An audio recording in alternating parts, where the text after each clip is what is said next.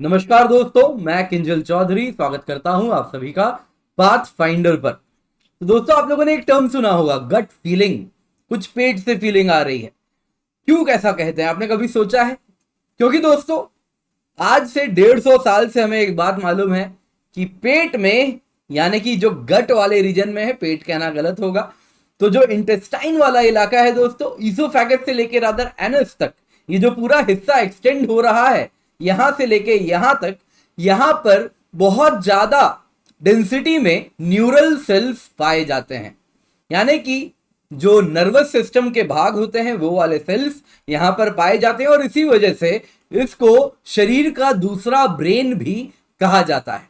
तो ये तो पुरानी बात है, पर अब कुछ नया रिसर्च हुआ है। नया रिसर्च हुआ है विद रिस्पेक्ट टू ये जो सेकंड ब्रेन है, ये काम कैसे करता है, क्या कारण है इसके पीछे, इसकी अलग अलग फंक्शनिंग होती है। तो आपने सुना होगा बहुत सारी डिजीज होती है, तो जैसे बाउल, इरिटेबल बाउल सिंड्रोम होता है, कभी कॉन्स्टिपेशन हो जाता है, तो कभी आप देखें तो डायरिया हो जाता है। तो बाउल बहुत अजीब सा बिहेव करता है, तो उसके पीछे क्या जिम्मेदार है। तो साइंटिस्ट ने फाइनली एक रिसर्च में जो पब्लिश हुआ है उसके द्वारा इस तरफ एक इशारा उनको मिला है कि शायद इसके पीछे कुछ सेल्स हैं जो कि अलग तरीके से बिहेव कर रहे हैं, और उन्हीं का नतीजा है कि इरिटेबल बाउल सिंड्रोम जैसी बीमारियां होती हैं। तो आइए, आज के इस क्लास में हम दो टॉपिक पर चर्चा करेंगे। नंबर 1, इसको बॉडी का सेकंड ब्रेन क्यों कहा जाता है, क्योंकि मुझे मालूम है आप लोगों के मन में उत्सुकता होगी, नंबर 1। और नंबर 2, ये नया रिसर्च क्या है और इसकी क्या सिग्निफिकेंस होगी।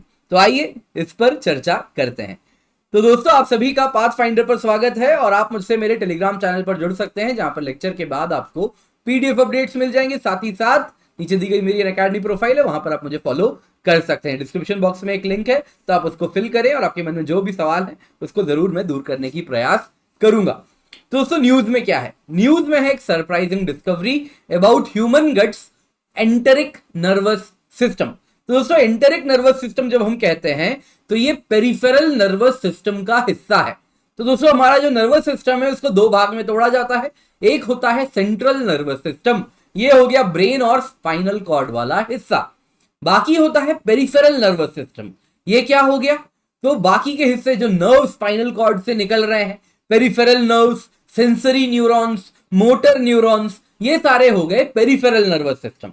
ठीक है, तो अब इस पेरिफेरल नर्वस सिस्टम में एक है enteric nervous system. Enteric nervous system अगर हम देखें तो ये शरीर में आप अगर देखें तो ईसोफेगस से, यानी जहां से स्टोमक में फूड पाइप कनेक्ट कर रहा है, ईसोफेगस से लेके एनस तक, इतना बड़ा जो हिस्सा है दोस्तों, ये सब अगर आप देखें तो इस एंटेरिक नर्वस सिस्टम का भाग है। क्योंकि यहां के सेल वॉल्स में बहुत सारे, आप अगर देखें तो न्यूरल सेल्स पाए जाते हैं। कौन कौन से सेल्स पाए जाते हैं? दो प्रकार के सेल्स।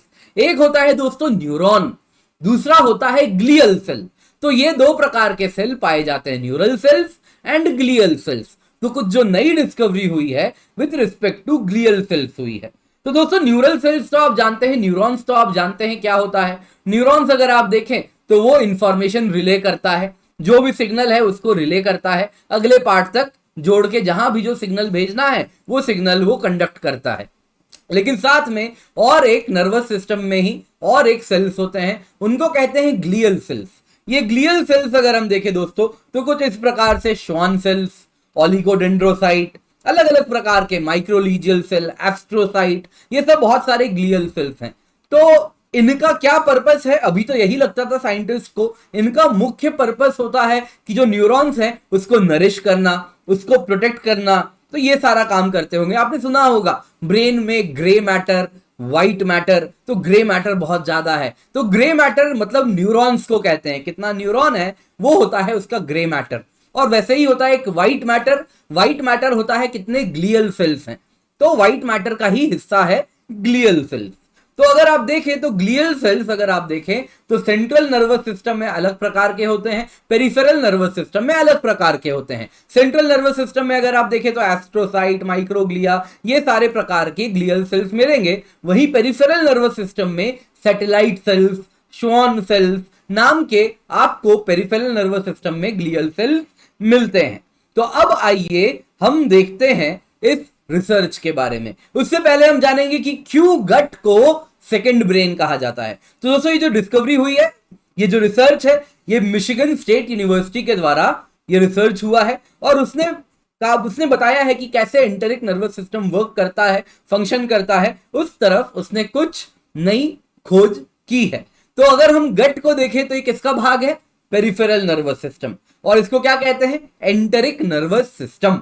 तो दोस्तों यहां पर आपको इंटेस्टाइन्स अगर हम देखें तो अगर उनका for some reason central nervous system से कनेक्शन टूट जाता है, डिस्कनेक्ट हो जाते हैं, तब भी वो ऑटोनोमसली काम कर सकते हैं। दोस्तों हमारे जो पेट वाले हिस्से में, गट वाला रीजन में इतने न्यूरल सेल्स हैं, नर्वस सिस्टम सेल्स हैं, जितने की बिल्ली के दिमाग में होते हैं, लगभग उतने। तो आप समझ सकते हैं कितना ज्यादा न्यूरल सेल्स, नर्वस, आप अगर देखें तो नर्वस सिस्टम सेल्स की डेंसिटी है इस रीजन में, तो कैट के ब्रेन जितना, और इसी वजह से ये ऑटोनोमसली काम करने में सक्षम है, और इसी वजह से इसको क्या कहते हैं? Second brain. तो इसलिए कई बार होता है ना, डर लगता है तो पेट से फीलिंग आती है, वैसे ही पेट से ही आपको एग्जाम के पहले बटरफ्लाइज इन स्टमक कहते थे रिजल्ट आने के पहले। तो क्यों? बिकॉज ऑफ दिस, इसको क्या कहते हैं? सेकेंड ब्रेन है ये। तो अब नई डिस्कवरी क्या हुई है, आइए इसको जानते हैं। तो दोस्तों जो नई रिसर्च पब्लिश हुई है नेशनल एकेडमी ऑफ साइंसेज के द्वारा, उसमें उन्होंने पाया है कि जो ग्लियल सेल्स होते हैं, जिसका आज तक हम क्या कहते थे, क्या पर्पस है इन ग्लिया का? ग्लियल सेल्स का पर्पस है कि भाई वो बस और बस न्यूरॉन्स को प्रोटेक्शन देंगे, सपोर्ट करेंगे, नरिश करेंगे। तो जो नई डिस्कवरी हुई है ये कहती है कि ये ग्लियल सेल्स जो न्यूरल सर्किट्स हैं उसमें जो सिग्नल पास हो रही है उसको इन्फ्लुएंस करते हैं, सिर्फ सपोर्ट एंड नरिश नहीं कर रहे, ये किस सिग्नल को पास होने देना है, किस सिग्नल को रोक देना है, ये काम कर रहे हैं। मतलब कि दोस्तों ये मॉड्यूलेट करते हैं, सिग्नल को मॉडिफाई करते हैं। अगर हम कंप्यूटर सर्किट की बात करें तो जो काम लॉजिक गेट करता है वो काम ग्लियल सेल्स कर रहे हैं। जैसे कि यहां पे देखिए, यहां पे इस गेट में दो इनपुट है, एक सर्किट है, कुछ इस प्रकार से मैं एक सर्किट बनाता हूं और यहां पर मान लीजिए मैं एक लॉजिक गेट लगा दे रहा हूं। तो अब ये लॉजिक गेट कब करंट को पास होने देगा, कब नहीं होने देगा, ये डिपेंड करता है इसके इनपुट पे। तो अगर एंड गेट है यहां पे तो ये तभी करंट को पास होने देगा जब दोनों एंड पे 1 वैल्यू होगी, अदरवाइज हमेशा ये करंट को पास नहीं होने देगा, यानी सिग्नल को रिले नहीं होने देगा। वैसे ही अगर यहां पे और गेट लग जाए तो ये करंट को पास होने देगा जब भी दोनों इनपुट में से कोई एक भी 1 हो, कोई एक भी 1 होगा तो करंट पास हो जाएगी, यानी सिग्नल रिले हो जाएगा। पर अगर दोनों 0 हो गए तो करंट यानी सिग्नल पास नहीं होगी। तो ग्लिया क्या करता है?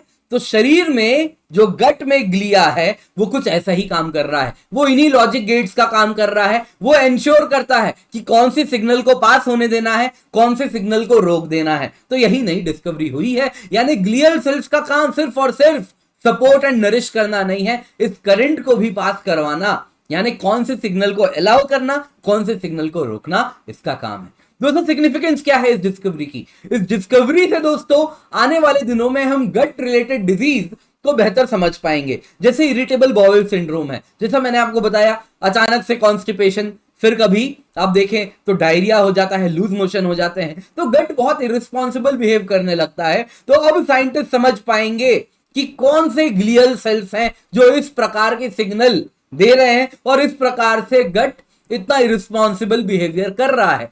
तो हम अब बेहतर समझ पाएंगे, इरिटेबल बाउल सिंड्रोम जैसी बीमारियों को बेहतर डील कर पाएंगे, ट्रीट कर पाएंगे।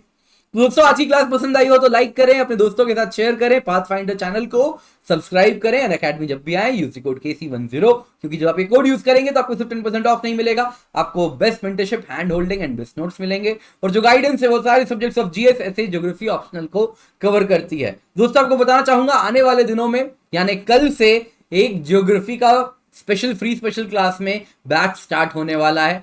तो फ्री स्पेशल क्लास मैं कवर करा रहा हूं, entire geography, physical geography start कर रहे हैं, तो आप लोग इसका हिस्सा बने एंड जाके एनरोल करें। तो दोस्तों इंडिया के बेस्ट एजुकेटर्स हमारे साथ जुड़े हुए हैं, आप देख सकते हैं अनअकैडमी लर्नर्स हैं, बहुत जबरदस्त परफॉर्म किए हैं, 169 प्लस अनअकैडमी लर्नर्स हैं जिन्होंने आप देखें तो एग्जाम क्रैक किया है यूपीएससी सीएससी। इसके सिवा हमारा प्लेटफॉर्म हमने बहुत सारे नए चेंजेस किए हैं। तो लाइव मेंटरिंग प्लेटफॉर्म है, 1-to-1 पर्सनल कोचिंग है, डाउट सॉल्विंग है, इवैल्यूएटेड टेस्ट सीरीज है, डेली आंसर राइटिंग है, स्टडी बूस्टर है, रेज हैंड फीचर है, आप वॉइस चैट के थ्रू एजुकेटर से सवाल पूछ सकते हैं। तो दोस्तों जो प्लस सब्सक्रिप्शन है इसकी 2 साल की कीमत है 64,800 रुपए, 2 साल की आइकन की कीमत है 1,04,175 रुपए। ये सारी कीमतें तब है जब आप KC10 कोड का इस्तेमाल करते हैं। ऑप्शनल सब्सक्रिप्शन की कीमत है 24,750 रुपए। 6 अक्टूबर से नए बैचेस स्टार्ट हो चुके हैं। 1 ईयर बैचेस हैं, 2 ईयर बैचेस हैं, बाइलिंगुअल बैचेस हैं, हिंदी बैचेस हैं। 18 अक्टूबर से मेंस का मिशन AIR1 बैच हम स्टार्ट कर रहे हैं, बाइलिंगुअल हिंदी एंड इंग्लिश तीनों में। Weekend current affair simplified batch है, holistic coverage, complete current affairs आपको मिल रहा है। लर्नर्स जर्नी अभी से तैयार हो चुकी है, तो आइए इसका हिस्सा बनिए। यूपीएससी सीएससी ज्योग्राफी कॉम्बैट है, KC10 कोड का इस्तेमाल करें और एनरोल करें। Thank you so much for joining, have a great day.